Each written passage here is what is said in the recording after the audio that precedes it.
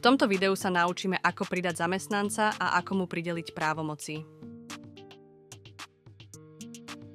V pravom hornom okienku klikneme na Pridať zamestnanca. Zadáme jeho meno a kontaktné údaje. Môžete pridať aj jeho fotku. Po vyplnení údajov a ich uložení zamestnancovi príde mail s heslom.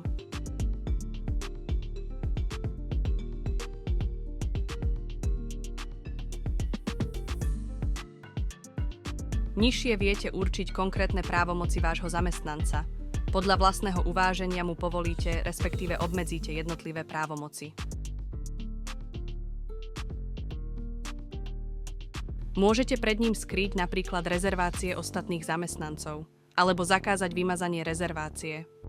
Môžete špecifikovať aj to, do ktorých kategórií môže nahliadnuť. Napríklad, ak nechcete, aby videl transakcie, jednoducho ich vypnete.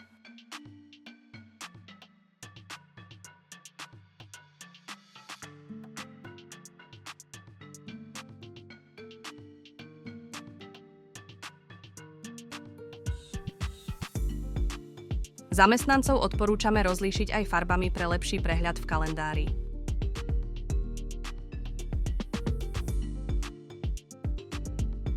Nižšie vidíte, ktoré služby daný zamestnanec vykonáva. V neposlednom rade mu viete nastaviť pracovný čas, povoliť mu len tie dni, kedy pracuje a zadať aj prestávky.